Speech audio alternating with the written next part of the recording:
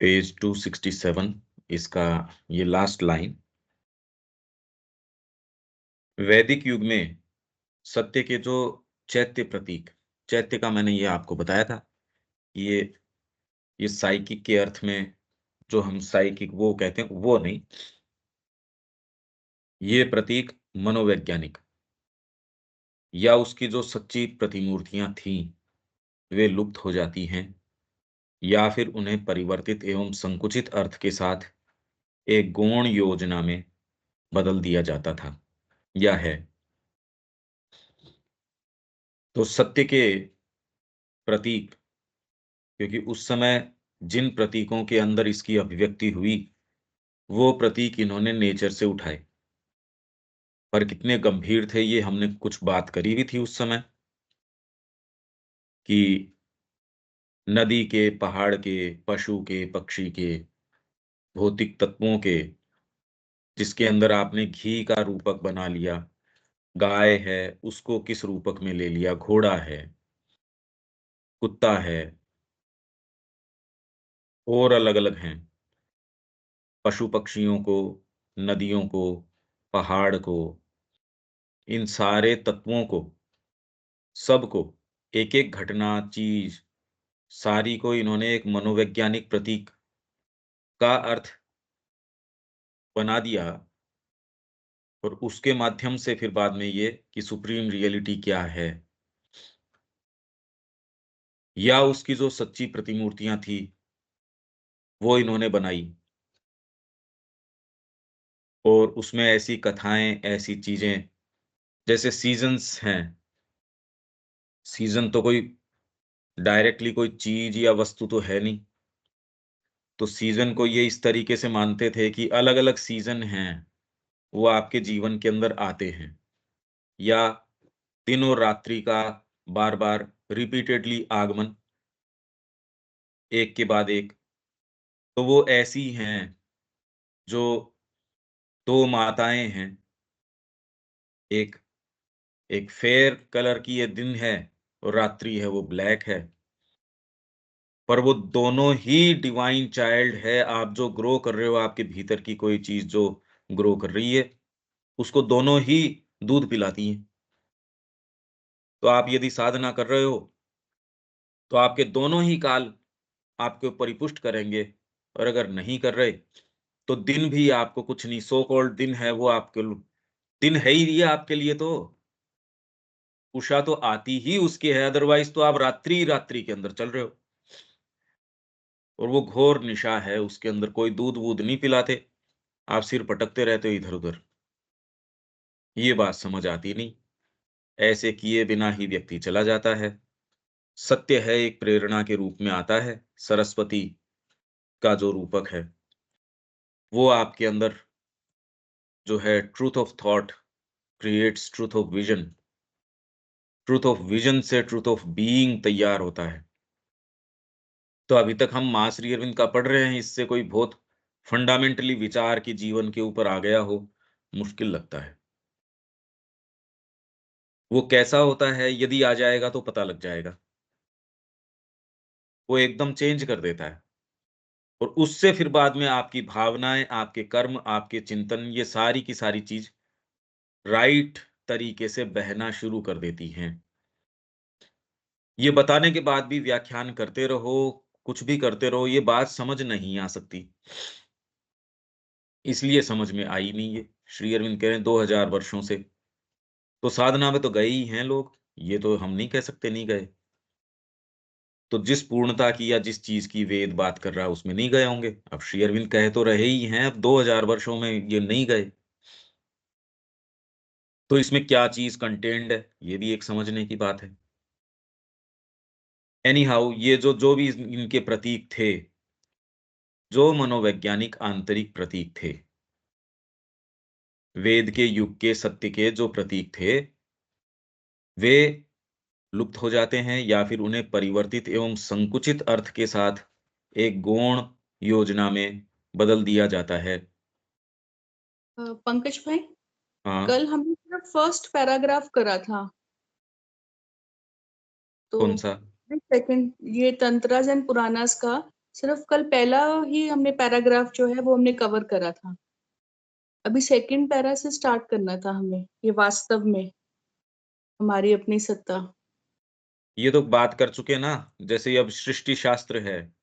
मैंने कहा कि आपके इवन भागवत शुरू करो, तो भागवत के अंदर लंबा सृष्टि शास्त्र और उसमें बिल्कुल क्षण कितने का होता है, उसमें सारी डिटेल के अंदर ये सारी चीज़ें बताई हुई है। सृष्टि शास्त्र बताया था ना ये रहा। अच्छा, हो ये सकता है कि वाली मैंने। ये कॉन्सेप्ट जो है पुराण नाम से, और मैंने ये कहा कि पुराण मैंने पुराना, ये इतना पुराना है इसलिए इसका पुराण। यहाँ तक ये, क्योंकि ये कॉन्सेप्ट था, मैंने कहा ये नया है, समय भी नहीं था, तो ये आज के लिए छोड़ा था। ठीक। तो ये जो प्रतीक थे उस समय के वो प्रतीक फिर बाद में उपनिषदों के अंदर आप देखते हो, तो ट्रिनिटी के अंदर त्रिमूर्ति जो आपके है ब्रह्मा विष्णु महेश, श्री अरविंद ने इसका काफी वर्णन किया है, पर केवल वर्णन से कुछ समझ में इंटेलेक्चुअली थोड़ा बहुत कुछ आ जाता है उस दृष्टिकोण से कि भी ब्रह्मा जो है वो वेद के अंदर ब्रह्मणस्पति है, महेश वहां रुद्र है। हालांकि उनको जो निवेदित सूक्त हैं बहुत थोड़े हैं,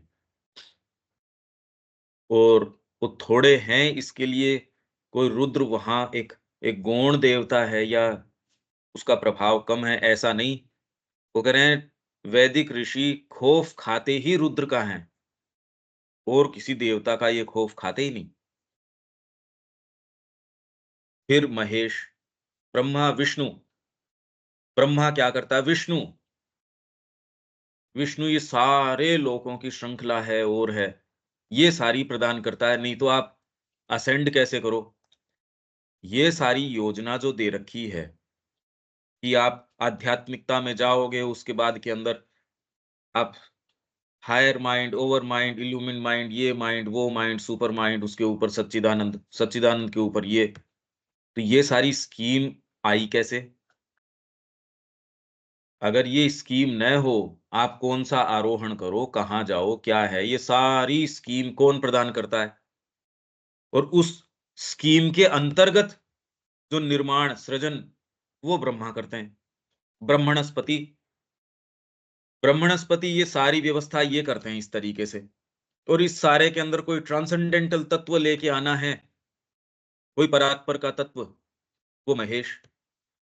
उनकी अपनी अपनी क्रियाएं हैं, अपनी अपनी चीजें हैं। ये बाद के अंदर आके आपके उपनिषदों के अंदर और पुराणों में विशेषकर, क्योंकि ये तंत्र और पुराण इनकी बातें चल रही है, तो बाद के अंदर इवन सरस्वती है, उसको विद्या की देवी, पहले विद्या की देवी के रूप में नहीं, वो अल्यूजन तो अलग है। उसको जो जो अर्थ अल्यूड करते हैं शुरू में अलग है, बाद में तो जो ट्रिनिटी है और उसकी शक्ति एस्पेक्ट है, उसकी देवियां हैं और हैं, इनकी क्रियाएं चेंज हो गई, तो वे लुप्त हो जाती हैं या फिर उन्हें परिवर्तित एवं संकुचित अर्थ के साथ एक गौण योजना में बदल दिया जाता है। अब पुराणों के अंदर अग्निदेव की बात तो आती है, पर अग्नि को आप प्रमुख स्थान देना ना। वायु पुराण का आप नाम तो लेते हो, पर इसके अंदर वहां प्रोमिनेंट जो चीजें हैं, सोम है और है, जिन देवताओं की आप वेदों के अंदर बात करते हो, वो तो यहां फिर बाद में पुराणों में उस तरीके से है नहीं। पुराणों के अंदर तो भगवान विष्णु, उनके अवतार, फिर या फिर शक्ति एस्पेक्ट, देवी पुराण, देवी के सारे रूप, तो यहां चीजें चेंज हो गई। यहां जो जो रूपक आपने लिए, ये भावनात्मक लिए, ये आंतरात्मिक लिए। अब दुर्गा है, प्रकृति के अंदर तो कोई ऐसी चीज नजर नहीं आती, वहां उन्होंने ले लिया, अभी एक नदी ले ली, पहाड़ ले लिया, ये ले लिया, सीजन्स ले लिए, दिन और रात्रि ले लिया, सूर्य ले लिया, इन सारों को प्रतीकात्मक अर्थ दे दिया और इनकी बारीक से बारीक क्रियाओं को सूर्य का आगमन से क्या होता है, सूर्य आने से ही सृष्टि है, सूर्य ही उसको धारण रखता है, भरण-पोषण करता है, नए सत्यों को रिवील करता है, इसलिए कहा सूर्य, सुप्रामेंटल लाइट, ये पहले तो सृष्टि करता है, अगर सूर्य नहीं हो, तो आपके सामने जितने भी रूप हैं, वो हैं ही नहीं। आप में यदि कॉग्निटिव फैकल्टी नहीं है, देखने, जानने की यदि शक्ति नहीं है, तो आपके सामने सत्य है ही नहीं। आपको पूछे कैसे जाना? देखा, आँखें नहीं है तो टच किया, मतलब आपकी इंद्रियाँ यदि देखने की शक्ति, संपर्क में आने की शक्ति, अगर इनको हटा दिया जाए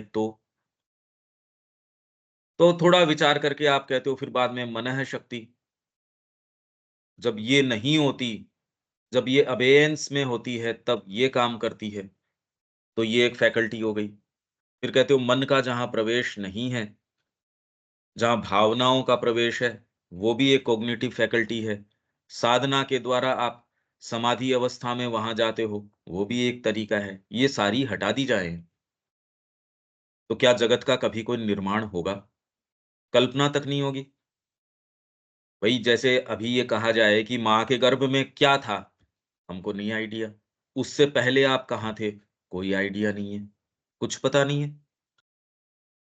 तो यदि ये फैकल्टी नहीं हो, तो क्रिएशन नहीं हो। तो भौतिक सूर्य जो है, एक रूपक सामने रखता है, इन्होंने उसको लेके खाली भौतिक तक ही नहीं रखा, उसको पूरा ऊपर तक, ये अतिमानस का सूर्य है, ये भास्कर है, जो सारी चीज़ को भासित करता है, प्रकाशित करता है और केवल प्रकाशित ही नहीं करता, ये पूषण है। ये पुष्टि अगर प्रदान नहीं करे, यहाँ सारी चीज़ों में रस, प्रकृति के अंदर यदि ये रस को उत्पन्न न करे, यहाँ जीव रह जिंदा नहीं रह सकता, भोजन कैसे करोगे? इस रस का निर्माण ये करता है। तो ये सारी प्रक्रियाएँ उसके अंदर भौतिक से मनोवैज्ञानिक के ऊपर किया, पुराणों में आके काम उल्टा कर दिया। उसमें मनोवैज्ञानिक आपको ये चीज़ें दे दी गई, दुर्गा। अब भौतिक के अंदर तो और आपके देवता जो शंख, चक्र, गदा गदा, पद्म ये हाथ में है, अभी तो होता नहीं है ऐसे। या आपके 4 हाथ हैं, या सूंड है गणेश जी के जैसे लग रही है, या फिर बाद में 4 सिर हैं, या ये इतने हाथ हैं। प्रकृति में इस तरीके की चीज़ें नज़र नहीं आती। तो ये रूपक एकदम चेंज हो गए। आपकी जो भावनाएँ हैं, वो इसके साथ जो एट्रिब्यूशन करती है, बाहरी रूप इम्पोर्टेंट इतना नहीं रहा, आपके भीतरी जो चीज़ है, उसने रूप ले लिया। ये अब कितना मैं समझा पा रहा हूँ मेरे को नहीं पता। श्री अरविंद ने ये सामने रखा है, पर ये गहनतम चीज़ों में से है। हाँ, दुर्गा को तो आपको हाँ, हाँ, दुर्गा तो देख ही रहे हैं, पर ये रूप चेंज कैसे हुआ? वैदिक की भी हमने बात करी थी और ये भी, और हम जिस समय में खड़े हैं, हम दोनों को ही नज़दीक से, वैसे तो जितना श्री अरविंद वेद के विषय में कह रहे हैं, कुछ-कुछ वो भी महसूस कर सकते हैं। पुराणों के जो रूपक हैं, उनको भी महसूस कर सकते हैं। दोनों को देख सकते हैं, अभी क्या है। तो परिवर्तित एवं संकुचित अर्थ के साथ एक गौण योजना में बदल दिया जाता है। पुराणों के समय आते-आते वायु है एक एक एक लोअर गॉड है, एक प्रोमिनेंट, कि वायु सर्वोपरि। अरे नहीं यार, सर्वोपरि नहीं, विष्णु से ऊपर थोड़ी आप बता दोगे, या आपके अग्नि हैं। श्री अरविंदो तो एक वॉल्यूम इसको hymns to the mystic fire, क्योंकि वेद के ऊपर काम कर रहे थे, मिस्टिक फायर। पर अग्नि, आप यहाँ थोड़ी कि ये अग्निदेव का मंदिर है या हम अग्निदेव का मंदिर बना रहे हैं। अब इसके अंदर और दूसरे धीरे-धीरे बाद में और जो लोक देवता हैं, अब हनुमान जी हैं, वहाँ तो है नहीं वो। या कई इस तरीके के हैं जो स्थान-स्थान के ऊपर जागृत, या आपके लोक देवता, इनका वर्णन पीछे तक ट्रेस बैक करो, उनमें तो नहीं। हाँ, कुछ जो और दूसरे पुराण हैं, उनके अंदर वर्णन मिलता है। पर आपके मान लो कोई एक व्यक्ति विशेष है, उसको आपने ग्राम देवता बना दिया, वो तो कहाँ, वो तो चीज़ ही दूसरी हो गई। और वो प्रेजेंसेस काम कर रही हैं, बहुत ज़्यादा काम कर रही हैं। थोड़े-थोड़े एक गाँव का कोई एक लोक देवता बिठा रखा है, कोई कहाँ बिठा रखा है, कोई क्षेत्रपाल है। गाँव के सामने ही उसका एंट्रेंस के ऊपर ही वो आने ही नहीं देता कोई दूसरी चीज़ों को। ये चीज़ें काम करती हैं। तो अगर हम इस दृष्टिकोण से देखें, एक पूरी एक एक हम रखें कैसे? पहले तो चीज़ों को, हाँ भई, ये भी चीज़ है, ये भी है, ये भी है। सारों को पहले तो इकट्ठा किया, फिर पूरी स्कीम के अंदर उसको देखा। समझ पाएँगे या नहीं समझ पाएँगे, पर एट लीस्ट कम से कम लचीलापन तो आएगा बुद्धि के अंदर कि ये भी होती हैं। अभी तो घोर तरीके से केवल खा जाएँ अपन। भई भोजन, प्रोक्रिएशन या मेरा मैं का दायरा और उसके जो मुद्दे हैं, आप टच ही रहते हो। मेरे लिए देखो इसने ये नहीं किया। भोजन पे उसको तो बुला लिया, मेरे को नहीं बुलाया। टेबल मैनर्स के अंदर देखो उसके लिए तो ये किया जा रहा है। आप अगर संस्था में हो तो इस तरीके की, घर के अंदर हो तो अपने तरीके के। इसलिए कोई साथ में रहने की स्थिति नहीं है अब।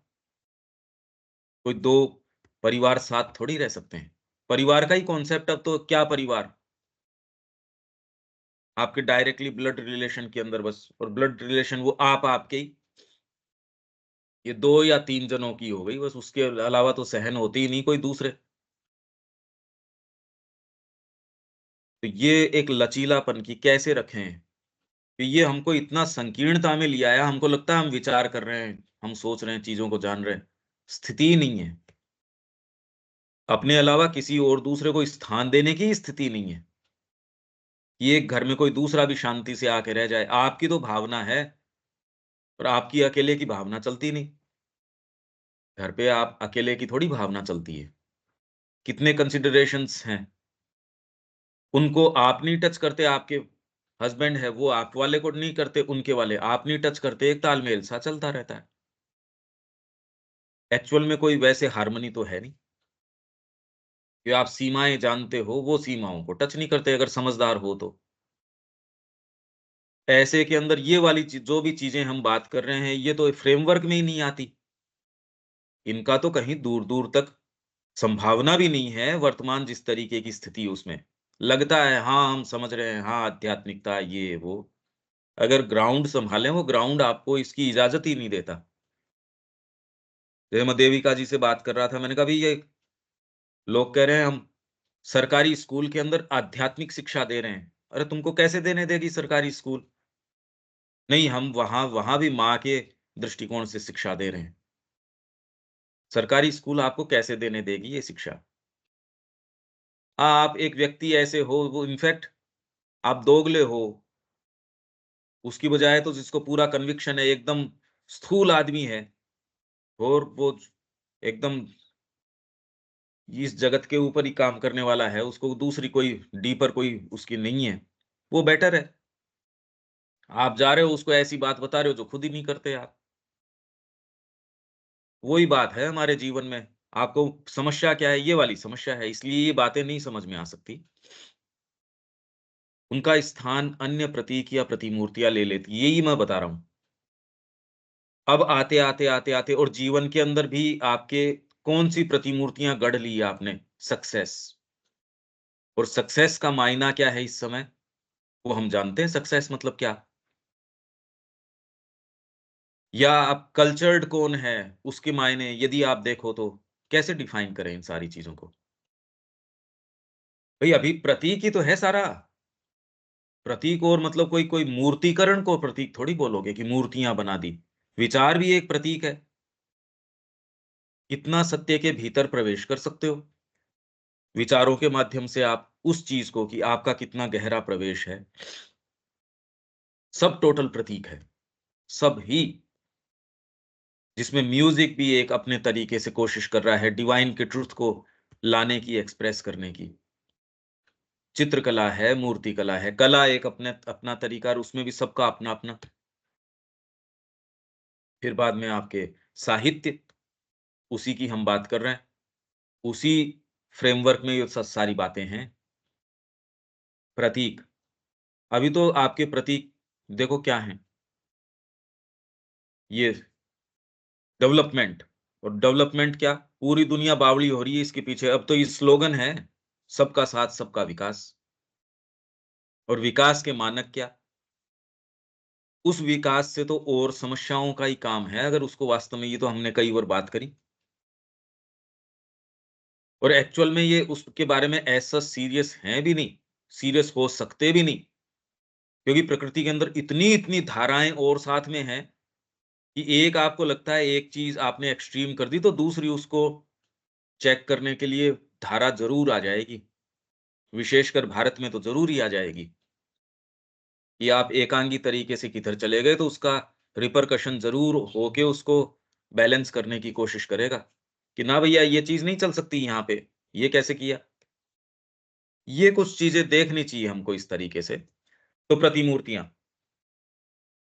जिनका लक्ष्य अधिक प्रत्यक्ष रूप में व्यापक होता है और जो सार्वभौम एवं सर्वसमावेशी होती हैं तथा स्थूल जगत से आहरण की हुई परिकल्पनाओं को लेकर नहीं चलती, ये मैंने बता दी।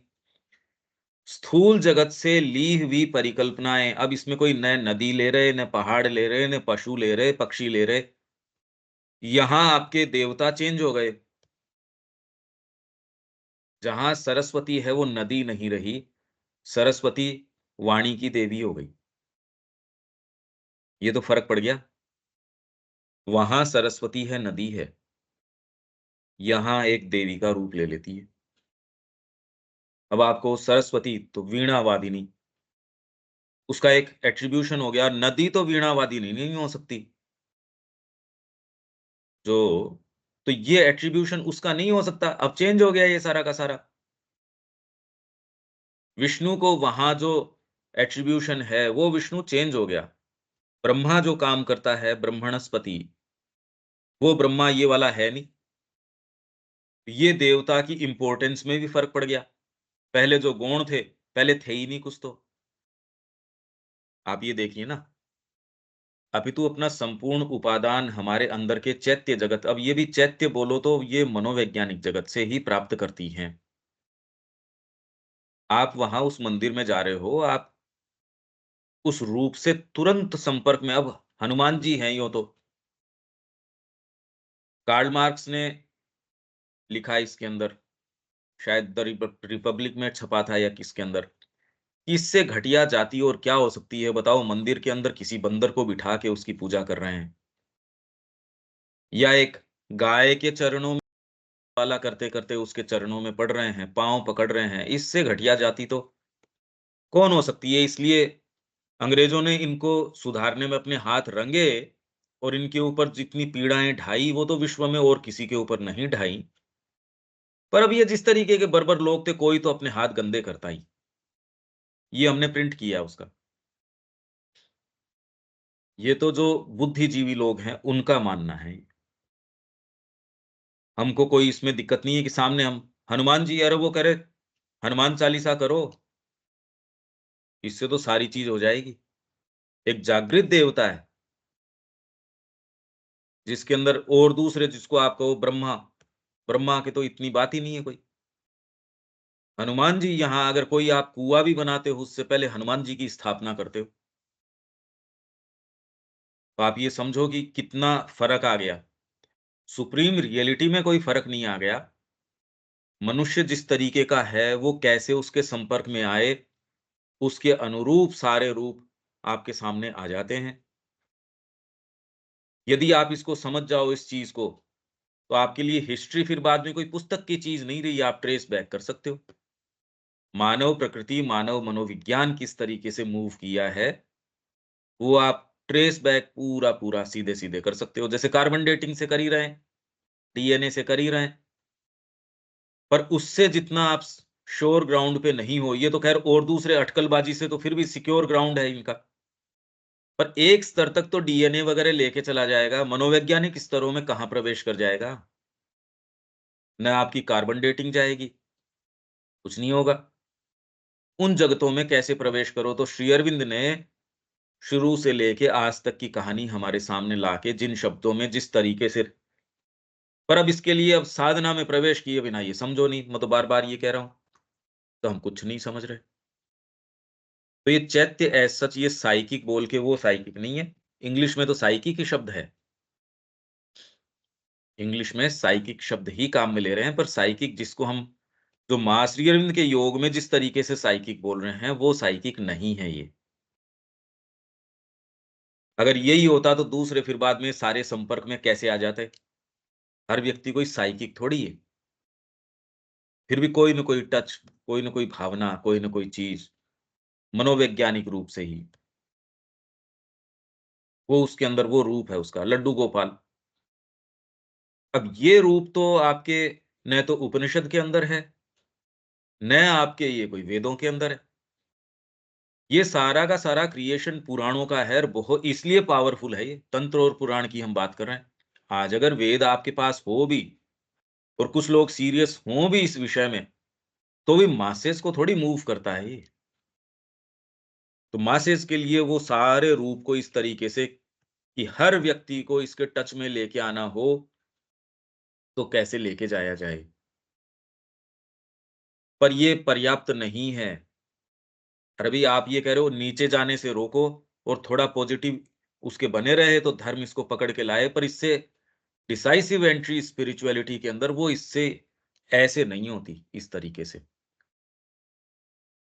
तो जो लोग वास्तव में चाहते हैं कुछ इसमें उनको सीरियसली इस बारे में ये सारी चीज़ें इसी ओर हमको पॉइंट कर रही हैं कि हमको डिसाइसिव एंट्री करने से ही ये हो सकता है, नहीं तो और कोई दूसरे तरीके से नहीं हो सकता।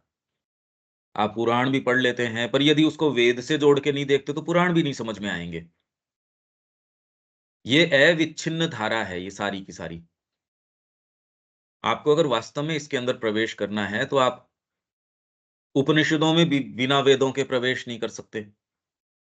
पुराणों के अंदर उपनिषद और वेद इन दोनों के बिना पुराणों के अंदर पूरा प्रवेश।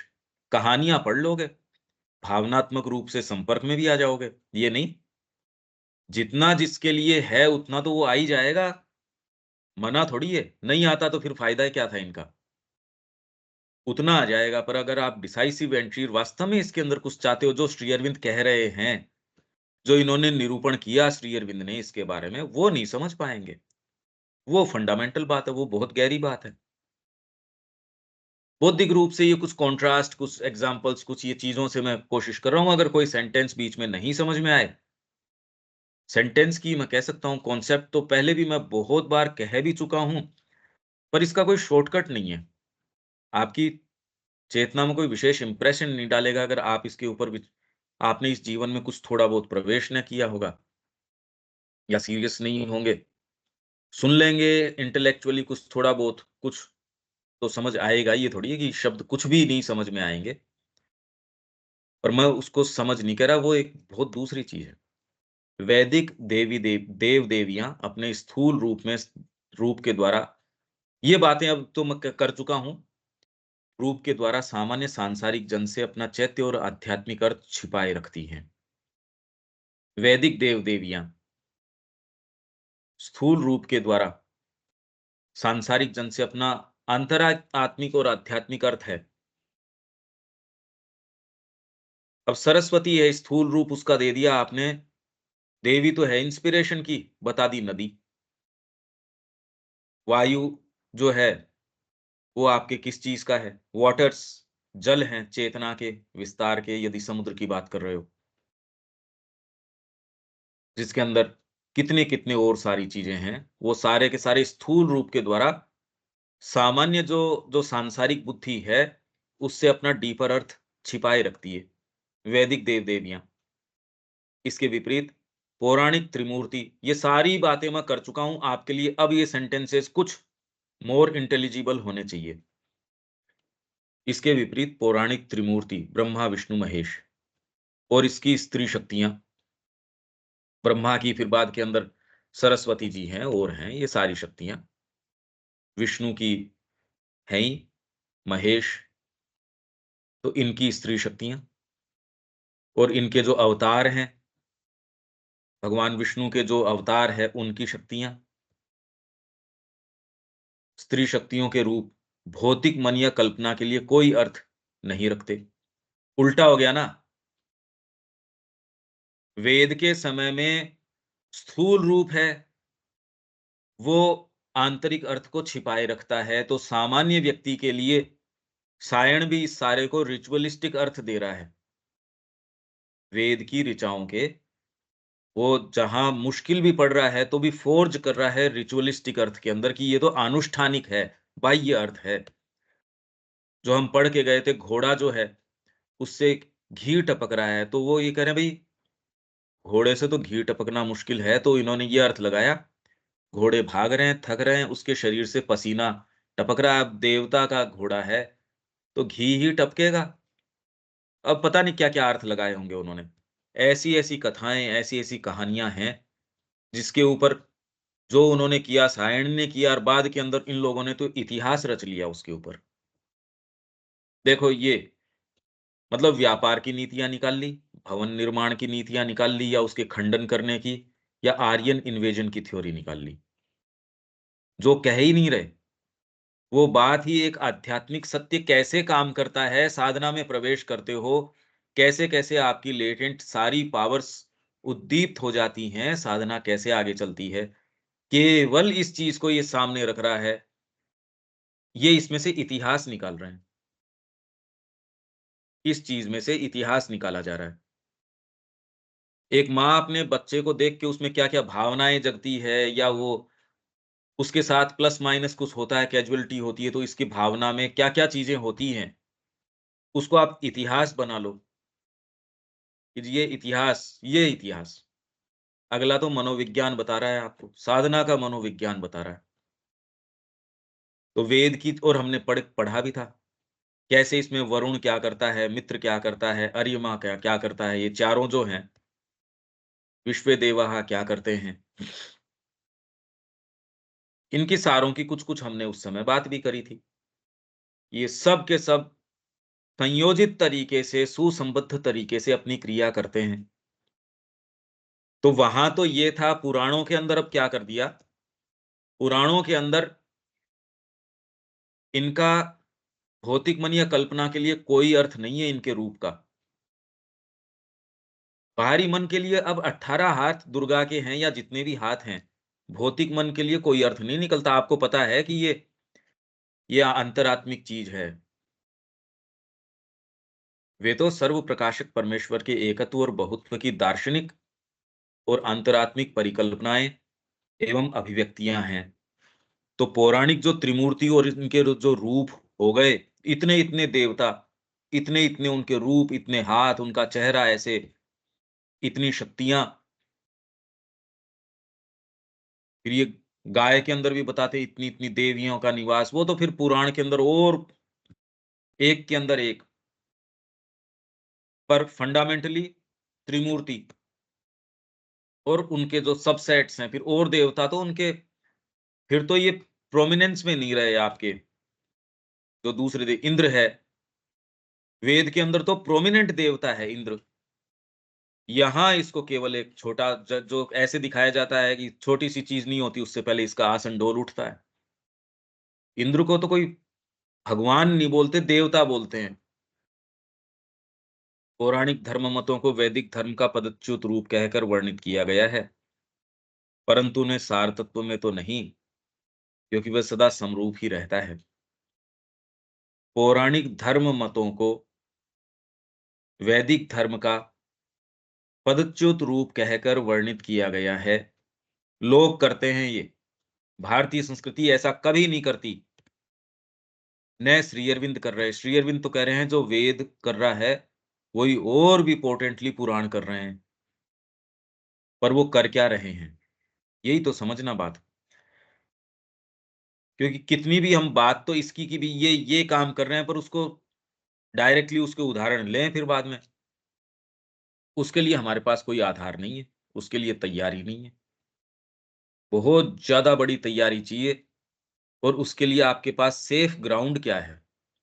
मैंने ये सोचा, मेरे मन में ये आया, ये तो कोई ग्राउंड नहीं हो सकता इसमें प्रवेश करने का।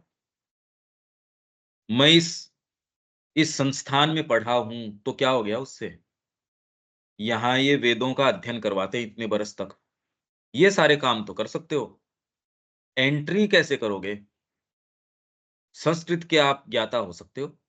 व्याकरण आपने खूब अच्छे से पारंगत किया हुआ है। ये सारे काम किए जा सकते हैं, पर ये कोई भी आपको एंट्री के लिए एलिजिबल नहीं बनाते। आपके पास खूब तलवारें पड़ी है, खूब सारे साधन पड़े हैं, ये आपको कोई युद्ध में जाने के लिए एलिजिबल नहीं बनाते।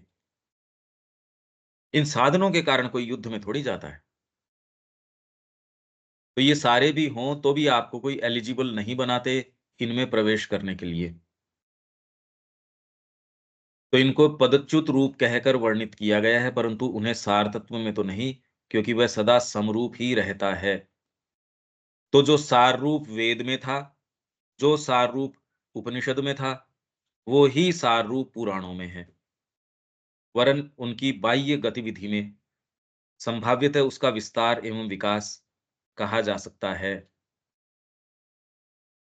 तो ये एक जनरल मान्यता है कि ये इसका हीनतर रूप है, पर ये कह रहे हैं नहीं, ऐसा नहीं है। ये तो रूप तो वो ही है।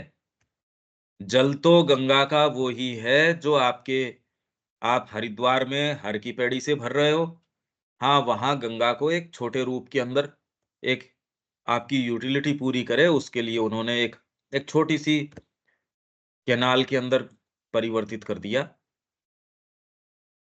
पर पानी तो वो का वो ही है। आप चाहे बनारस में भरो, चाहे कहीं भी भरो। अब आप कह रहे हो नहीं-नहीं, जो-जो आगे चलती गंदा हो जाता है, ये तो ह्यूमन इंटरवेंशन है, पर अगर आप इसको वैचारिक रूप से देखें, इसमें कोई इम्प्योरिटी नदी अपनी उसमें है, तो वो ही जल है। आप चाहे ऋषिकेश में से भरो, चाहे यहाँ से भरो, जल वो का वो ही है।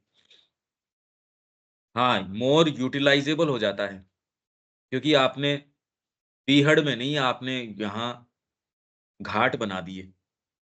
शंकराचार्य जी ने अपना घाट बना दिया, दूसरे ने किसी ने अपना, वहाँ आराम से आप बैठ सकते हो, वहाँ आप अपना उन उसका आनंद ले सकते हो। बाकी तो ऐसे निर्जन स्थलों के अंदर है जो मनुष्य की एक्सेस से दूर है। ये आपको सुगम बना देती हैं ये पद्धतियाँ, इतना ज़रूर है। तो जितना भी वर्णन चाहे आपके वेद में है, चाहे उपनिषद में है, पुराण में और आपके लिए इन्होंने तो सुगम बना दिया, पर हमको एज़ सच सुगम तो है नहीं वो भी। और फिर बाद में इसके ऊपर मीमांसाएँ हैं, टीकाएँ हैं, पद्धतियाँ हैं, योग की पद्धतियाँ हैं, फिलॉसफीज़ हैं। ये सारी की सारी ऐसे घाटों की नेविगेशन करें हम, नाव बना दी और कर दी कि इस नाव के माध्यम से आप इसमें जा पाएँ। ये सब इस तरीके का प्रयास है, क्योंकि वह सदा समरूप ही रहता है, वरन तो परिवर्तन किसमें आया है? बाह्य गतिविधि में, संभावित है उसका विस्तार एवं विकास कहा जा सकता है, ये श्री अरविंद कह रहे हैं। तो पौराणिक धर्म मत हैं, वो संभावित वेद का ही विस्तार और विकास, उसी से निकली हुई चीज़ है, अलग स नहीं है ये। कोई वेद कहीं चले गए, वेद तो हैं ही, उसके बाद उपनिषद कहीं चले थोड़ी गए, वो भी हैं। उसके आगे आपके पास ये आ गए। अब इनको सारों को जो है श्री अरविंद के आने के बाद तो अब कहना ही क्या? कृष्ण प्रेम तो कह रहे हैं जो काम वेदों में नहीं हुआ, उससे ज़्यादा पोटेंट काम सावित्री में हुआ है। मूर्ति पूजा, मंदिरोपासना और प्रचुर क्रिया अनुष्ठान का दुरुपयोग, चाहे किसी भी अंधविश्वास या बाह्य अनुष्ठानवाद की ओर क्यों न ले जाए, फिर भी आवश्यक रूप से धर्म का पतित रूप ही हो, ऐसा नहीं है। हम भी ऐसे ही मानते हैं, हमको भी सेंस नहीं है इसका बिल्कुल भी। मंदिरोपासना, जो मैंने आपको पढ़ के भी बताया था कृष्ण प्रेम वाली पुस्तक के अंदर, एक 21 का वो श्लोक इन्होंने बताया, दिलीप कुमार रॉय ने, कि सबसे ऊपर तो है तत्व चिंतन, फिर बाद में ध्यान धारणा, और सबसे अधम है ये उपासना, बाह्य अनुष्ठान। तो उस बात के ऊपर फिर बाद में कृष्ण प्रेम ने कहा, भई ये बात मैं लेट गो नहीं कर सकता। ये ऐसी कुछ चीज़ें हैं, जो कोई व्यक्ति अपने जीवन काल में किसी स्थिति विशेष में कोई कारण से कहता है, उसको ही आप प्रमुख चीज कह के, तो ये उक्तियां सत्य के ऊपर प्रकाश डालने से ज्यादा छाया डालती है। कितनी क्लैरिटी है आप ये देखो। पर ये क्लैरिटी केवल उसी व्यक्ति को आ सकती है जिसका प्रवेश इस चीज में है। इसलिए इसको कितना भी इंसिस्ट मैं करूं, ये कभी समझ में आ नहीं सकती। ये कुछ ऐसे क्षेत्र हैं जिसके भीतर हमको श्री अरविंद की कृपा से प्रवेश करना चाहिए। अपनी सारी ऊर्जा, ये सारी चीजें उन्होंने हमको दी है, इसकी चाबियां दी हैं, इसके सूत्र दिए हैं। और जो गंभीर होगा इसके विषय में, वो अपनी सहायता प्रदान करेंगे। वही गाइडिंग फैक्टर्स होंगे, और गाइड कौन करेगा? पर वो इंतजार कर रहे हैं कोई चाबी हमसे ले। अभी तो हमारी हेल्थ सर्वोपरि रहती है। हमारा बाहरी जो फ्रेमवर्क है, देखो मेरे को भोजन ऐसा मिला, मेरे हेल्थ के मेरे तो ये ये नियम नहीं लागू होते, मेरे को तो इस टाइम ये, इस टाइम ये, इस टाइम ये सारी चीजें, ये इतना बड़ा एक एक जंजाल है। और हम इसको चेरिश करते हैं, इसको क्वेश्चन नहीं करते, इसको तोड़ने का प्रयास नहीं करते। अरे यार, ये ठंडे गर्म की जो है, या ये वाली चीज तो मेरे को सूट करती है या नहीं करती है, इसको चेरिश करते हैं। ये नहीं कि धीरे धीरे शरीर को कन्विंस करें, नहीं, मैं इसको नहीं, एकदम से तोड़ने की बजाय कि शरीर रिएक्ट करे, उसकी बजाय धीरे धीरे धीरे कि नहीं, ये तो चीज मैं, हाँ, भीतर से आपको ये महसूस होता है, वो एक अलग चीज है कि मेरे को ये करना चाहिए या। पर अभी तो आपका जो बाहरी फ्रेमवर्क है, मेरा मेरे लिए है, आपका आपके लिए, सबका, उसको क्वेश्चन नहीं करते। क्वेश्चन करें भी कैसे?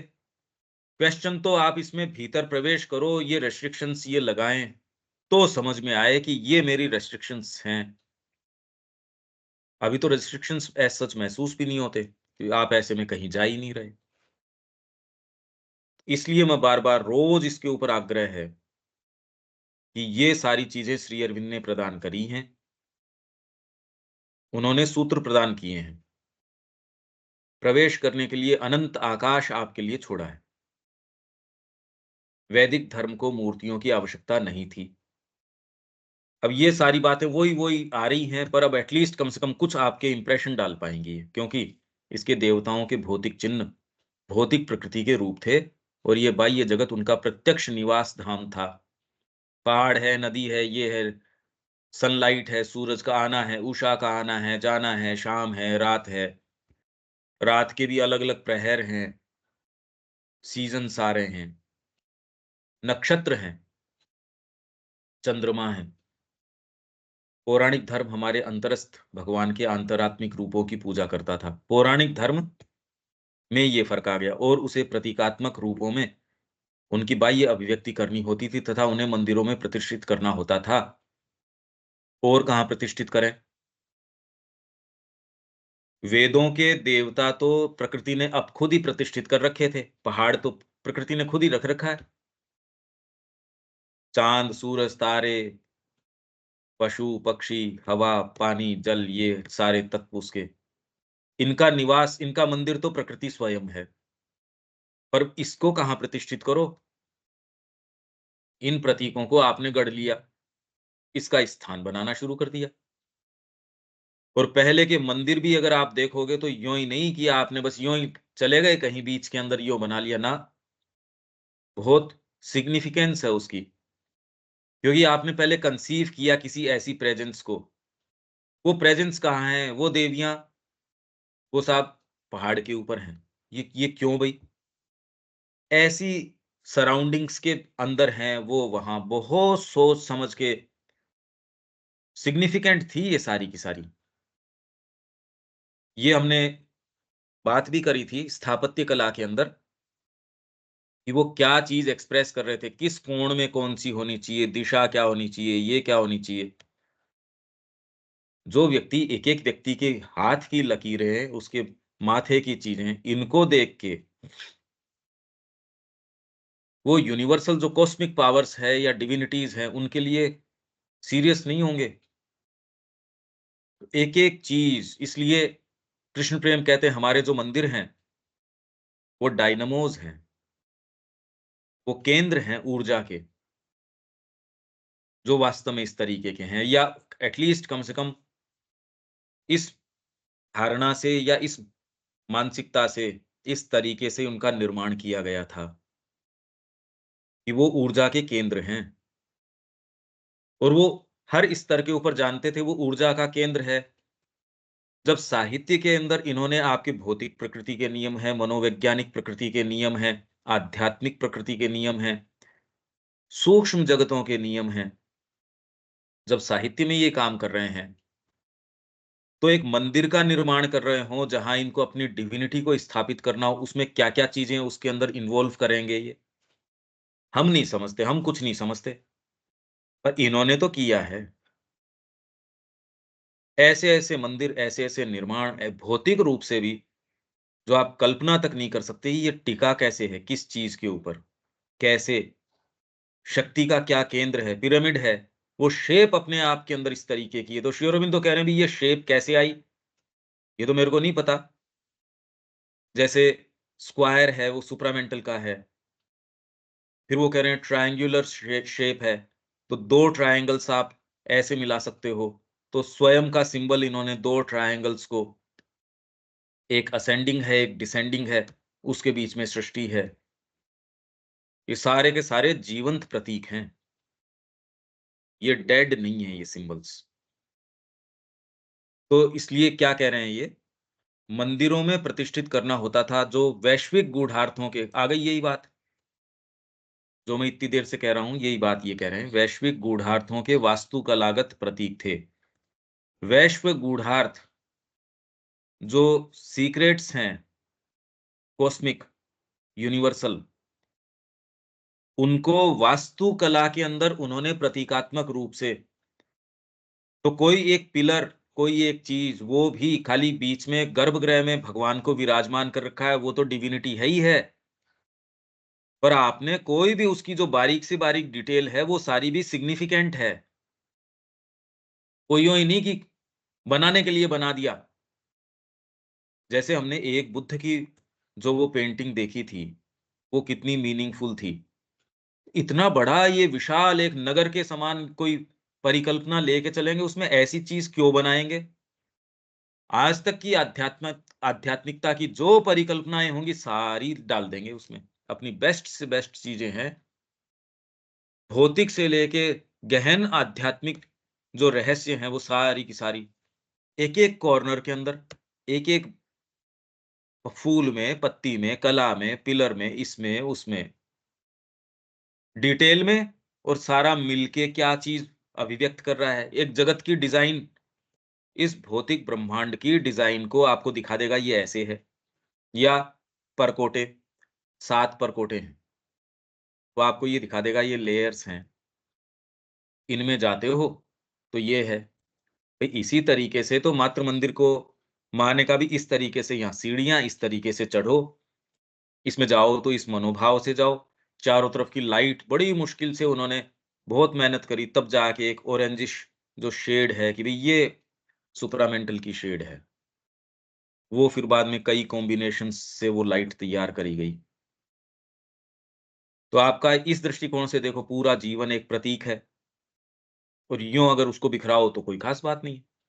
तो ये मंदिर जो थे, जहाँ उस डिविनिटी को स्थापित किया पुराणों ने, क्यों? क्योंकि उनका देखने का रियलिटी को तरीका है वो चेंज हो गया था। वेदों के जो जो देवता थे, वो तो भौतिक प्रकृति ने अपने में प्रतिष्ठित कर रखे थे। पौराणिक जो देवता हैं, वो प्रकृति में उनका स्थान नहीं था।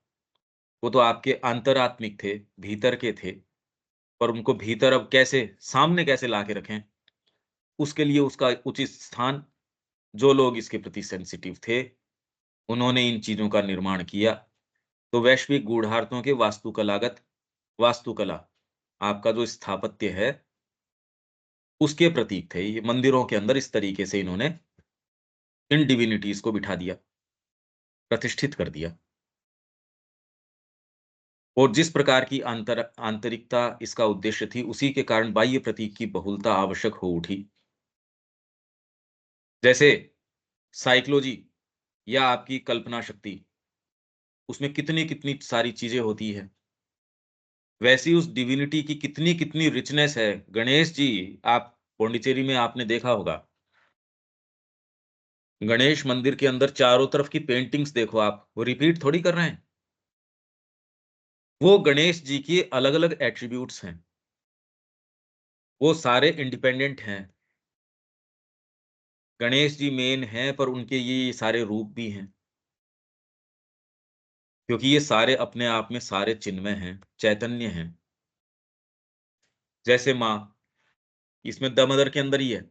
माँ कह रही है अपने भक्तों के साथ, मैं एक-एक अपना एमेनेशन, एक-एक अपना रूप आपके साथ, मेरा जो भक्त है उसके साथ संलग्न कर देती हूँ। तो हम सब के साथ उनका एक विशेष कोई तत्व, कोई विशेष चीज़ वो जुड़ी है।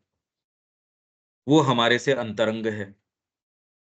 हमारी जो भी चीज़ें हैं वो माँ से कम्युनिकेट कर देती हैं। वो ही संपर्क साधित करती हैं।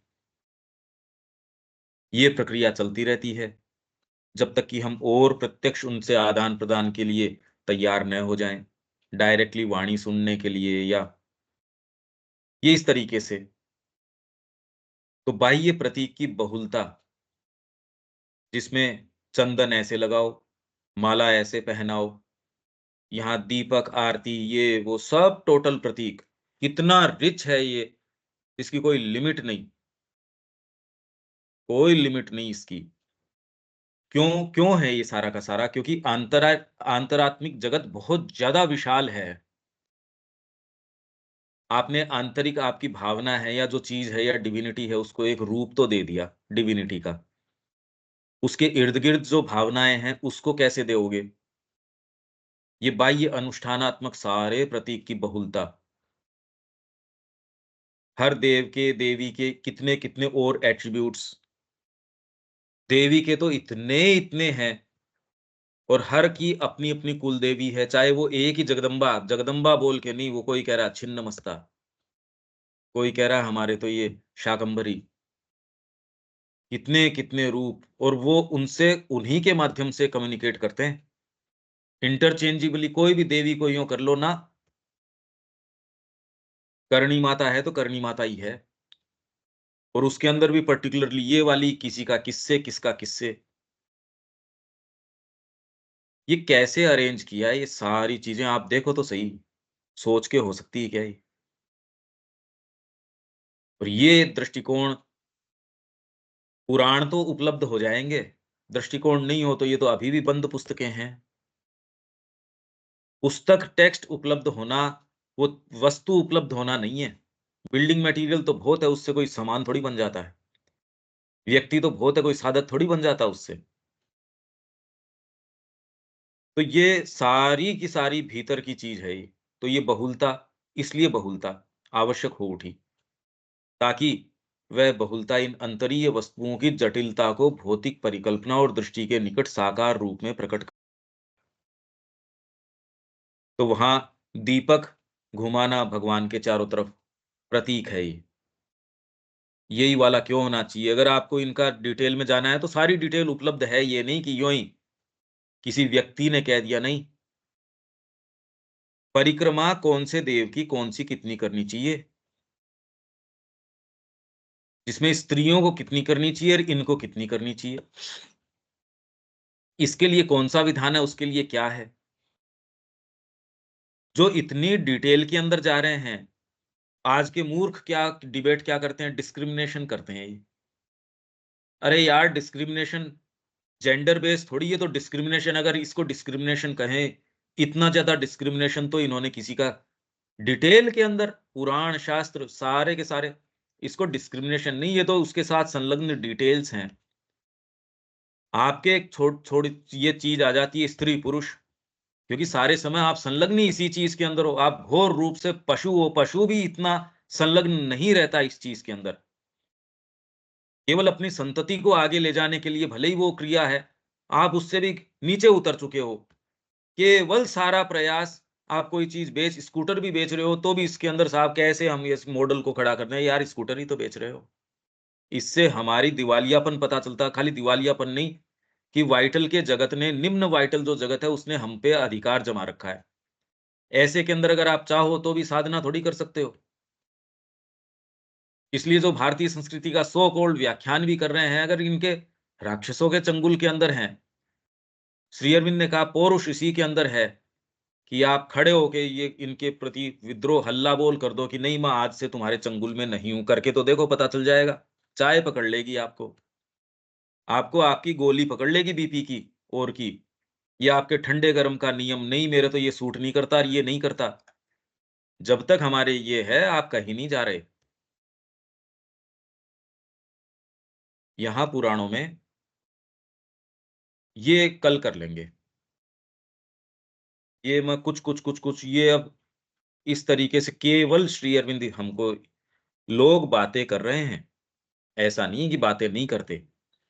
जब तक आपको सेंस नहीं हो ये कहने के लिए कि केवल श्री अरविंद इस तरीके की बात कर रहे हैं, ये कंपैरिजन भी नहीं होगा, कुछ नहीं होगा। और ये गंभीर चीज़ है, हमसे विलुप्त हो जाएगी, हम चले जाएँगे। यूँ ही बताइए, मतलब जो आप जिससे डर रहे हो, पता नहीं ये हो जाए, वो तो निश्चित है। अरे भाई, मृत्यु तो ये थोड़ी है, तो वैसे ही मर जाओगे। तो संभावना लेके तो जाओ कम से कम, इस पे प्रयास तो करो। कोई बात है क्या आप इसमें? कोई सेंटेंस विवेक?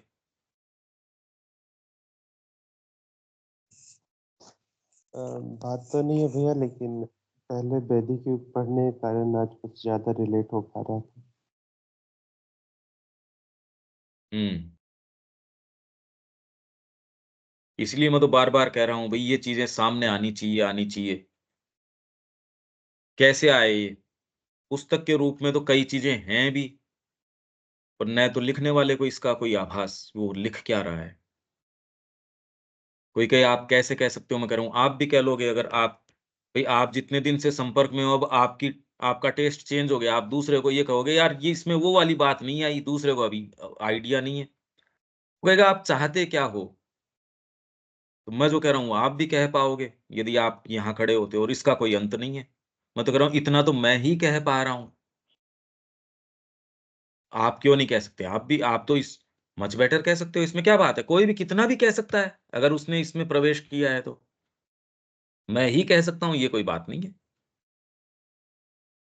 अभी भी आप लोग इतना तो कह ही सकते हो, अरे अप्रोच का तरीका ये है, कुछ-कुछ तो भई इतना तो आप कह ही सकते हो। क्यों विवेक, इतना तो समझ में आया कि अप्रोच अपन किस तरीके से कर रहे हैं। बिल्कुल भैया, बिल्कुल। ये तो मूलभूत ही रिवर्स कर दी सारी प्रक्रिया को। मतलब हम्म। रिवर्स क्या, ये आयाम ही दूसरा है, रिवर्स और बिना रिवर्स तो उस स्तर पे हो। ये तो स्तर ही नहीं है उस तरीके का। आप ये चीज़ एक समझ सकते हो, तो अब आप समझो कि मैं जो कम्युनिकेट करना चाह रहा हूँ, आपको भी वो डे लाइट के जैसे नज़र आने लगेगा। आपको भी स्पष्ट आ जाएगा, ये थोड़ी कि मेरी अपनी कोई अकेले की मोनोपोली है इस चीज़ के ऊपर। फिर तो मेरे को ये एफर्ट करना ही नहीं चाहिए। सुबह उठ के सोचो कितनी एनर्जी जाती है कंटीन्यूअस बोलने के अंदर। दिन भर मेरे को एनर्जी इकट्ठी करनी पड़ती है फिर बाद में। देविका जी, कोई बात है इसमें? नहीं पंकज भाई, तो कोई नहीं। कुछ-कुछ समझ तो आ रहा है क्या इसमें? हाँ जी, पर गंभीरता से शुरू करना पड़ेगा। ये भी कुछ समझ में आता होगा। हाँ जी, बिल्कुल, बिल्कुल। दीपक जी? हाँ जी, पहले से बेटर जरूर समझ में आ रहा है। वैदिक देवता पौराणिक में कैसे आकर के परिवर्तित हो रहे हैं, और आज ये भी समझ में आ रहा है ये अपने अंदर की ही बात हो रही है। हम लोग बहुत एकदम मूल चीज से चिपक के चल रहे हैं। इसमें आप जो चीजों को खोल रहे हैं जिस प्रकार, इसे स्पष्ट हो रहा है, भटकने का जगह नहीं मिलता। बाहर जगत है नहीं, बाहर जगत है ही नहीं। ये विश्वास व्यक्ति को आता नहीं कि हमारे भीतर है ये सारी चीज़ें। और अगर ये सारी संभावनाएँ हैं, तो ये सारों को उपलब्ध होनी चाहिए। ये संस्कृति ने इसी का प्रयास किया। सबको ये चीज़ें उपलब्ध होनी चाहिए। आनंद में आने के बाद कौन ज़बरदस्ती ये गंदे काम करेगा? ये बताओ। आपके पास बेटर ऑप्शन होंगे फल खाने के, तो आप कड़वी-कड़वी चीज़ें क्यों मुँह में लोगे? खराब चीज़ें क्यों लोगे? कड़वी की बात नहीं। अच्छी चीज़ जब मुँह में आएगी, क्यों दूसरी चीज़ लोगे? तो कोई इतना मूर्ख नहीं है। कोई भी ऐसा नहीं है कि वो बेवकूफ़ है या उपलब्ध नहीं हो रहा, मिल नहीं रहा है। जी, असली बात यह है, कितना सरस है ये। इसीलिए बेचारे अब क्या करें, वो सत्र कर लेते हैं, इधर-उधर की बातें कर लेते हैं, फिर पर सारा ध्यान इसके ऊपर है कि मेन्यू क्या है तुम्हारा। जो व्यवस्थापक गण है वो अपने-अपने टिफ़िन लेके आते हैं, अरे घर पे लेके चलेंगे, बढ़िया बन रहा है। क्योंकि सारों के साझा पैसा लग रहा है, उसमें किसी का ज़्यादा लग रहा है, किसी का कम लग रहा है, अलग-अलग जगह की ये कहानी है। माँ क्या कह रही है कुछ नहीं, न तो जो आने वाला है उसको मतलब है न कुछ। ठीक है, अब जब इसके जो भी चल रहा है, पर पिक्चर तो ये वर्तमान में माँ श्री अरविंद से संबंधित है, उनकी तो ज़्यादातर ये है। और दूसरे पंथों में तो फिर भी बहुत सीरियस लोग दिखते हैं। यहाँ तो पूर्ण योग का नाम लेते ही सारी चीज़ें अभिमत हो जाती हैं। वो बिल्कुल ठीक है भई, ये भी ज़रूरी है जीवन में, ये भी ज़रूरी है, वो भी ज़रूरी है। कम से कम और दूसरे नहीं कहते इस तरीके से। तो हम में से अब ऐसा है कि भई उठो, तैयारी करो पहले तो और गंभीरता से यात्रा में निकल पड़ो। इस हमको चेंज करना है ये। पहले तो अपने आप के ऊपर विजय और फिर माँ की विजय चारों तरफ। मुद्दे अब कोई ये छोटे-छोटे मुद्दे छोड़ दो, जो होगा सो देखी जाएगी। हमको सारा अब समय आ गया, बदलना चाहिए ये। ये ऐसे ही बैठे रहे हम छोटे-छोटे कि मैं शांति में हूँ, मेरा ध्यान लग गया, मेरे को इसके अंदर शांति का अनुभव हो गया, पीस आ गई, आनंद आ गया। ये छोड़ो ये बातें। ये हमारा बर्थ राइट है, ये तो हमारी है ही, ये चीज़ें तो है ही। अब कर्म में आओ, ये चीज़ें तो हमसे कोई छीन सकता ही नहीं। ये तो आपकी निधि है, यहाँ से तो हम आए ही हैं। हमारा सच्चा आनंद तो ये करेंगे, यहाँ स्थापित करेंगे तो आएगा, सोचने से नहीं आएगा। सो कॉल्ड जिसको हम कि इसमें आध्यात्मिकता में चले गए और चले गए, उससे नहीं आएगा, कर्म करने से आएगा। इसी परिप्रेक्ष्य में मैं कह रहा था, लोग जनरली जो कहते हैं, माँ को रिमेंबर करो, बस हो गया, ये सूत्रों से होता नहीं। ये बकवास सूत्र हैं। इस दृष्टिकोण से है देविका जी, जो मैं कह रहा हूँ। आप जो पूछ रहे थे ना, इस दृष्टिकोण से। हाँ जी। अरे कर्म में उतारो ना। मैं भगवान को बार-बार याद करता हूँ। अरे मैं काम ही उनके लिए करता हूँ, याद किसको करूँगा मैं? उनकी फैक्ट्री में काम कर रहा हूँ और मैं बार-बार याद किसको करूँ? काम ही तेरा कर रहा हूँ मैं। ध्यान लगाओ माँ का या गुरु का, सामने बैठे ध्यान किसका लगाऊँ? आँख खोल, ध्यान किसका लगाओ? और जनरली इस बात को तो कि बस आप तो माँ का ध्यान कर लो, सारा काम हो गया। वो इस धीरे से ये कहते हैं तेरे को कुछ नहीं करना। तामसिकता का लबादा बना लेते हैं इसको। 9 बजे फिर हम आज मिलेंगे। उर्मिला जी कोई बात है आपके पास? अम, धन्यवाद। आज मेरे लिए काफ़ी नया रहा क्योंकि मैं भी वेस्टर्न लोगों के जैसा ही साइकिक को समझती थी। लेकिन जब आपने कहा कि ये साइकिक वो साइकिक नहीं है, ये चैत्य सत्ता के लिए है, तो वो मुझे बहुत एक सुंदर क्लैरिटी आ गई है। और ये भी मुझे आत्मविश्वास आ गया है कि ज़रूरी नहीं है कि मैं कुछ मूर्त मेरे हाथों से होगा या मेरे जीवन से होगा। मैं कुछ अगर अमूर्त और दैवी फ़ील्ड भी क्रिएट कर पाऊँ, तो शायद वो मेरी कॉलिंग होगी। ठीक है। 9 बजे अपन मिलते हैं और दामोदर की बातें करेंगे। उसमें एक्चुअल डिटेल्स में कुछ अपन कर पाएँगे। जो प्रश्न हो आपके, वो वहीं पूछ लेना। जी। निसंकोच तरीके से वह वहीं। हाँ, पर उसके लिए डिपेंड करता है वो उत्तर पता नहीं उस समय किस तरीके का है, मेरे को नहीं पता इसलिए हाँ, पर निश्चिंत तरीके से उसको वहीं उस समय आप पूछना। यहाँ जी। विराम देते हैं। 9 बजे मिलते धन हैं। जय श्री माँ। जय श्री जय